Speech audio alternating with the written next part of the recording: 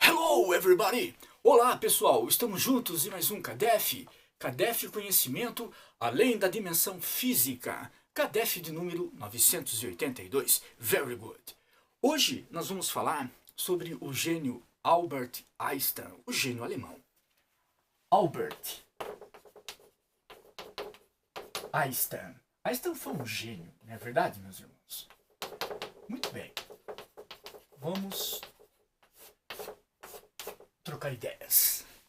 Albert Einstein revolucionou o universo com seus estudos e investigações, a maneira como vemos a natureza, a relação homem e o cosmos, a lei da gravidade, o espaço, o tempo, trouxe um outro paradigma à física, à ciência. Albert Einstein. Mas Einstein chegou a cometer um erro. Era um gênio, mas passivo de erro, claro. Ele não era onisciente.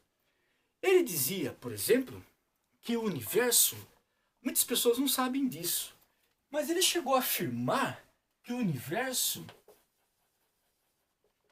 era, vejam só, estático. Universo estático. Ele dizia que o universo não sofria, por exemplo, expansão, contração. Ele acreditava que o universo estava imobilizado, era inamovível. Ele chegou a defender esta teoria, que alguns conhecem também, é uma teoria conhecida como constante cosmológica. Isso mesmo, constante cosmológica. Alguns conhecem como também constante cosmológica. Então, segundo Albert Einstein, na constante cosmológica, na teoria do universo estático, não haveria mobilidade no cosmos. O cosmos não estava sofrendo contração e nem dilatação. Ele entendia isso. Inclusive, em 1927,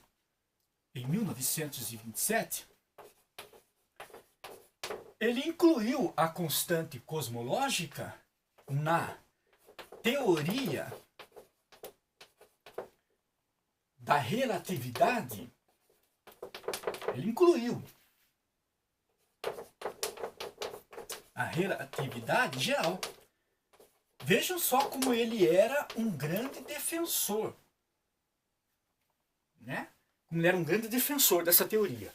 Então, ele incluiu em 1917. 1917. Ele inclui essa teoria da constante cosmológica na sua teoria da relatividade geral. Ele acreditava nisso mesmo. Até que, graças a outros avanços, outros estudos, coincidência ou não, ainda em 1917, um grande estudioso, ele era um grande religioso, ele gostava do cosmos, das estrelas, dos cálculos, dominava a matemática, era muito respeitado no meio monástico, inclusive científico físico, que é o grande George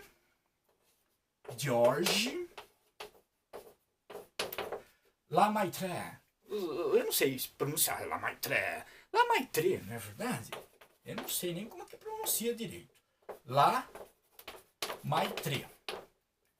Não é verdade, meus irmãos? Então, ele era padre, né? Ele era padre, ele era sacerdote. E ele era padre, né? E ele, na Lemaitre, tem um acento. E ele, então, ele dizia o contrário. Lemaitre, ainda em 1917, ele dizia o contrário. Ele dizia que não. Não. O universo não é estático. Essa história de constante cosmológica não existe. O universo está em expansão. O universo está em crescimento. O universo está se dilatando ao infinito. Lemaitre assegurava isso através dos seus cálculos sofisticados. Georges Lemaitre entendia que o universo ele estava em mobilidade. Ele era dinâmico, ele estava crescendo, ele estava se expandindo para algum lugar do infinito. Então ele entendia que o universo não era não estático. A constante cosmológica não tinha o menor sentido para Lamaitre. Os espíritos estão nos intuindo, inclusive, não era só Lamaitre. Segundo os espíritos, o próprio Edwin Hubble comungava das ideias de Lamaitre, dizendo que o universo estava em constante expansão. Hubble, que temos o telescópio graças a seu nome, as pesquisas de Edwin Hubble revolucionaram esta questão. Até que Albert Einstein acabou, de fato, convencendo, entendendo que esta teoria era muito aceitável, muito promissora. Então, a constante cosmológica, ela não perdurou muito, segundo os estudos de Lamaitre, os espíritos nos recomendaram, o próprio Edwin Hubble, isso tudo nos trouxe aí uma diferenciação de como víamos o universo no que tange a sua mobilidade ou não. Só que não para por aí. As pesquisas prosseguem, as pesquisas continuam. E nós vamos entender, por exemplo, que Einstein, ele chegou a afirmar que o universo, meus irmãos, o universo era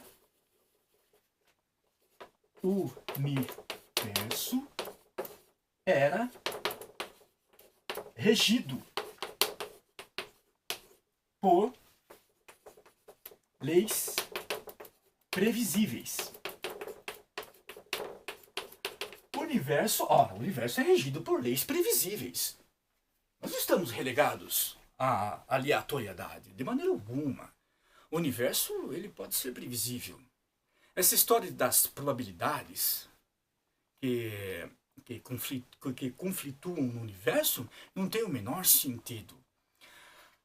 Mas teve também nessa mesma circunstância, teve outros grandes físicos que entenderam um universo um pouco diferente do alemão. O gênio alemão Albert Einstein achava que não. O universo não tem leis previsíveis, não. Daí o motivo do princípio, oh my gosh, princípio da incerteza. Princípio da incerteza. Mas quem que defendia o princípio da incerteza? Por exemplo, Robert Julius Oppenheimer, Niels Bohr, que defendiam o princípio da incerteza, Werner Heisenberg, também tinha... Só um segundinho, meus irmãos. O telefone tô tocando aqui e eu sei que... Alô? Não é, acho que foi engano. Imagina. Oh my God! Engano, vê se pode, né?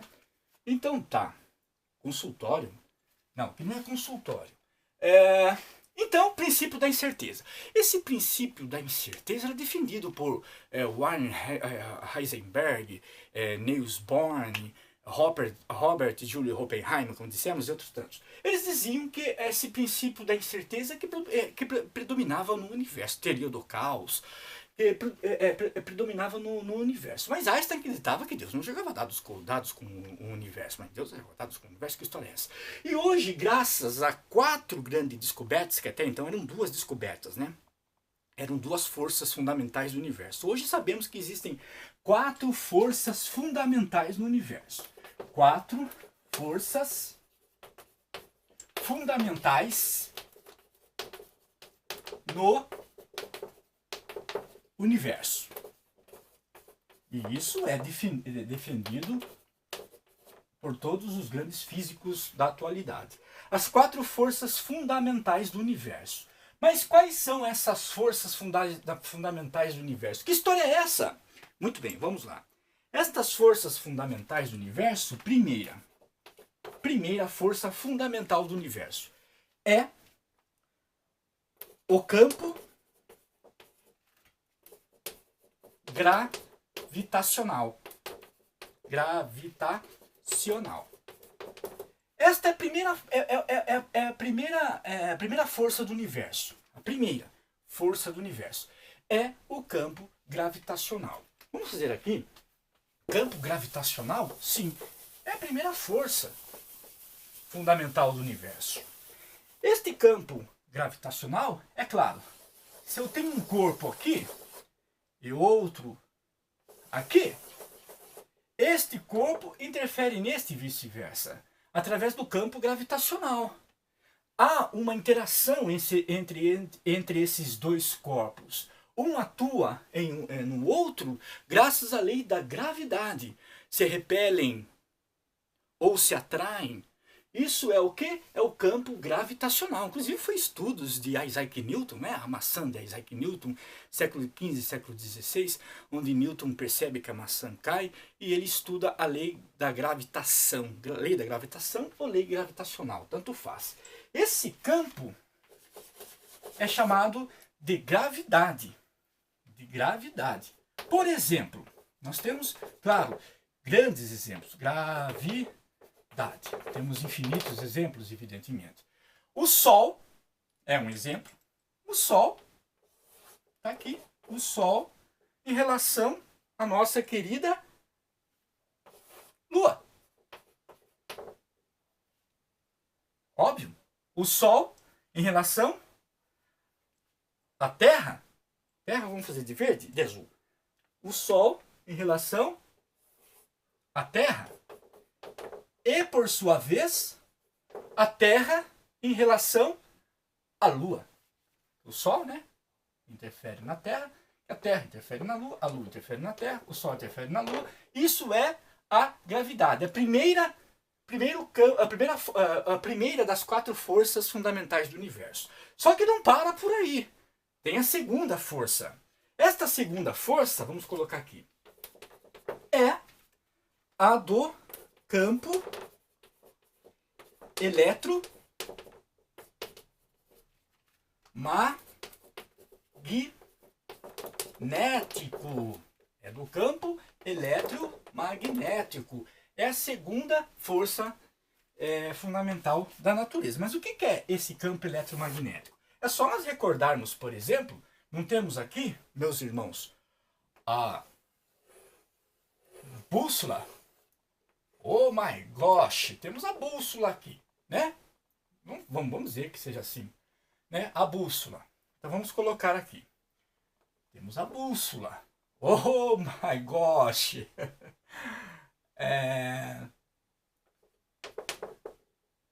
Mais ou menos assim, né? Um W aqui. É o W feio, viu? Oh meu Deus do céu. Esse W tem vergonha. Esse W tem vergonha, gente.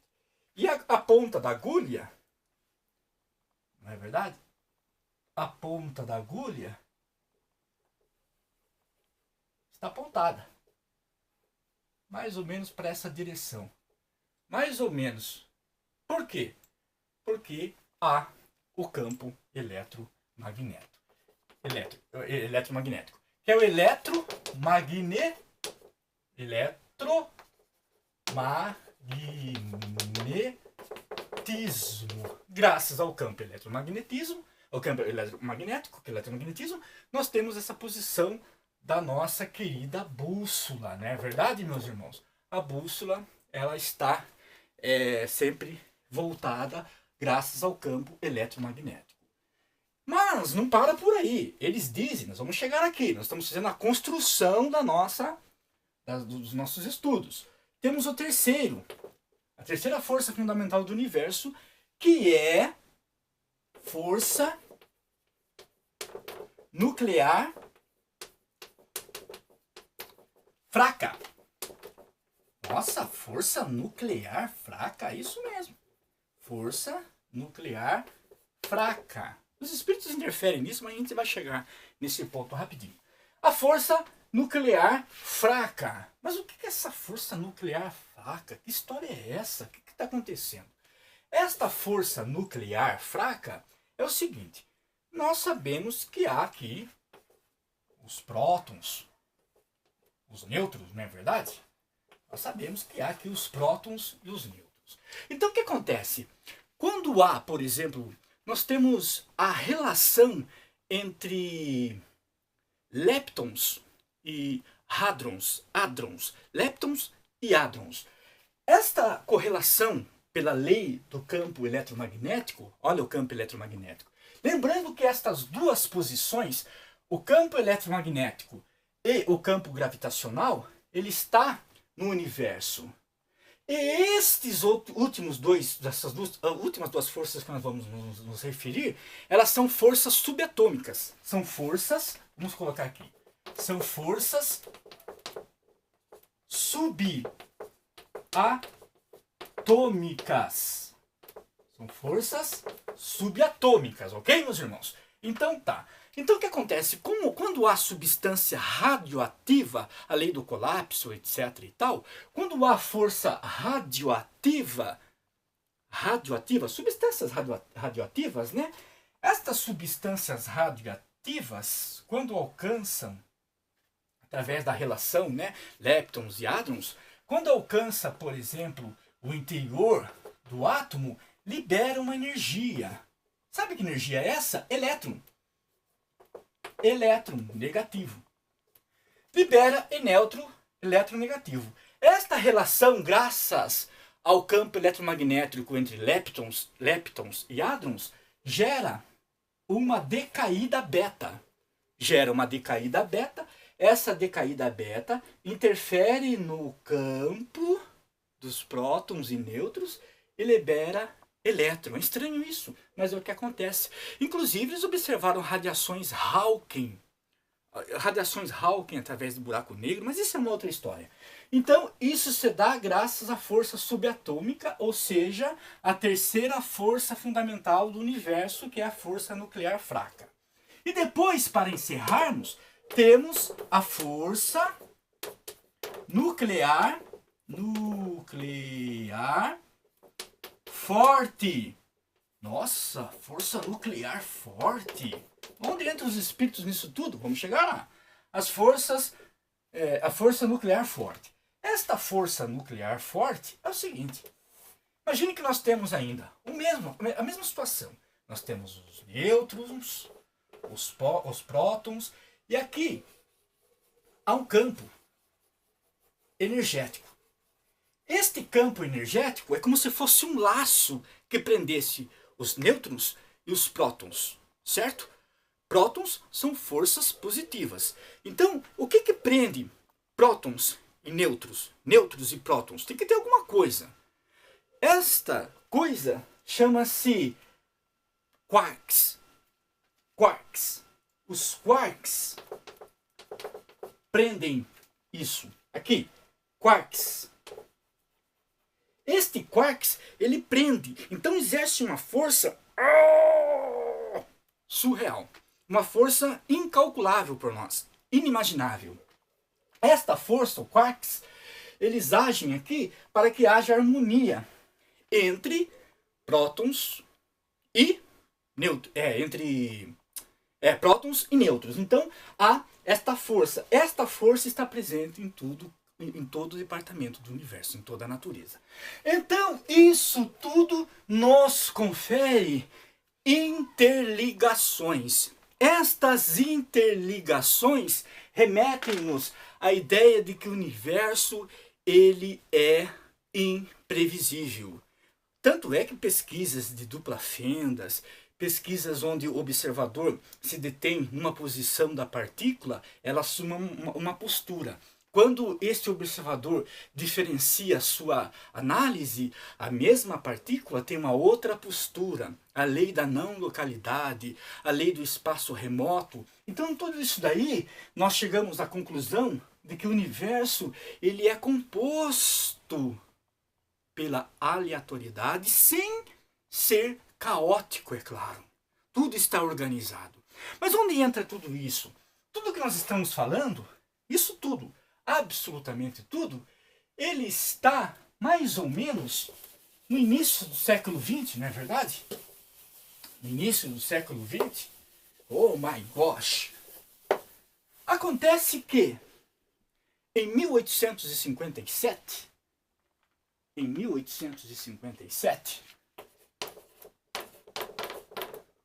o gênio Allan Kardec,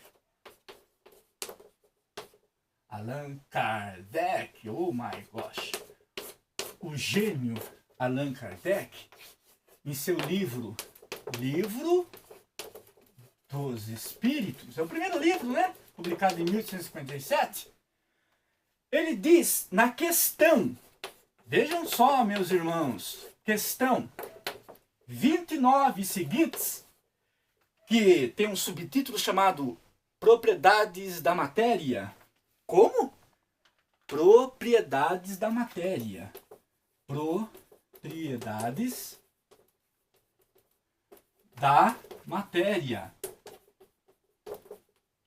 Ele faz várias perguntas para os espíritos referente à propriedade da matéria. Então lá, ele pergunta, é a propriedade da matéria, como que funciona e tal, e a ponderabilidade, a matéria é ponderável? E os espíritos dizem, sim, até onde conheceis a matéria, para vós é ponderada, tem a ponderabilidade. Acontece que a matéria, ela existe outras realidades que escapam das suas análises. E isso em 1857. Tudo que nós estamos falando aqui, as 4 forças fundamentais do universo, campo eletromagnético, campo gravitacional, força nuclear forte, força nuclear fraca, tudo isso analisado pelos espíritos. Tanto é que os espíritos dizem que, dependendo, depois vocês dão uma olhada, questão 29 e seguintes, tá bom, meus irmãos? Propriedades da matéria. Então o que acontece no livro dos espíritos? Então o que acontece? Tudo isso daí, os espíritos dizem, que são combinações de elementos sutis que estão impregnados no universo. Inclusive temos a questão